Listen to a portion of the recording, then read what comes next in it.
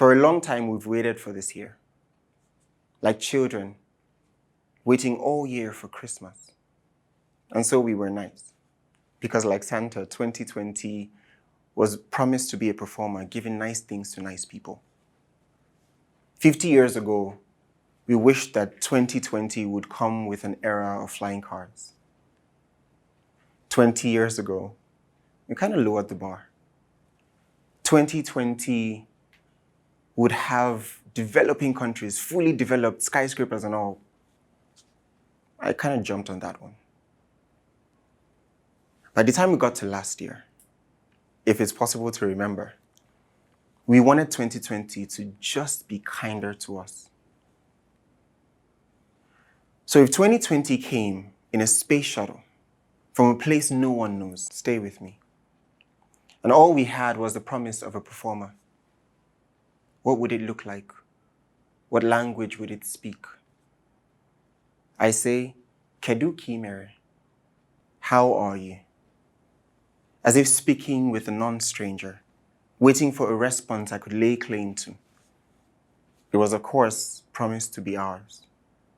If 2020 were a woman, then her Mona Lisa existed long before she ever smiled. Her belly full of visions, skyscrapers of her dreams built on her back. She would lay only with those whose hands were holy to birth a new era if 2020 had a name. I say Ngozi, as in blessing, as if to prophesy what everyone needed. The year of anything that was only Ngozi-like. What if Ngozi were a dancer and her performances were our puppeteer? We would forgive every faulty pirouette. And if she fell, we would faithfully hold our breath because there was sure to be a trick up her sleeve. She was, of course, promised to be perfect. If she were a magician, making all bad things disappear, conjuring up more than a few of our favorite things if she were a mother, calling loved ones back to the kitchen table, putting seeds on our earthed hands, and sending us off to a garden of second chances if she were God, reminding us that a rainbow was a promise only for flood. And once again, we had flown too close to the sun.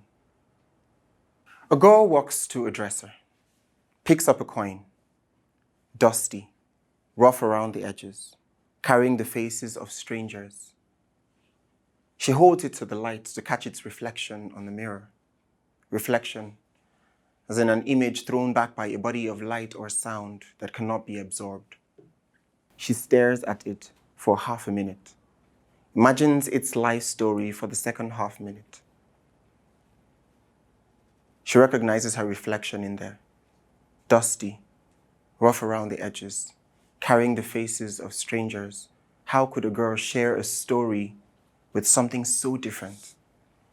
There are days when men would go to war for their sake, and days where they would feel so small they could fit inside a locket, and days where their bodies would become sacrifices at wishing wells, and days where they would trade themselves in a heartbeat just to feel priceless. She sees in the mirror the value of the coin in faded print. And as she views both sides of the coin at the same time, she realizes that there is a side to her that tells her of her worth in a way that no stranger ever could. Maybe we're all strangers. And 2020 came in a space shuttle from a place where no one knows, with a performance to show a reflection of who we are, tell of our worth, open our eyes to stories we share with strangers, remind us of the courage that shone brighter on the days we felt so small. Teach us the art of getting up off of a battleground, how muscle memory never fails to put our pieces back together. Show us how to be magicians, creating gardens of second chances from wishing wells, and ask us why we build skyscrapers of dreams on her back. and deemed our hands holy enough to put visions inside her, and ask why we assumed she looked like an Ngozi who could give and not take, and ask why we assumed she was a woman at all. So if tomorrow comes in a space shuttle from a place we do not know, and all we have is a promise of a performer, would we tell it to be everything that today isn't? Or would we only just listen?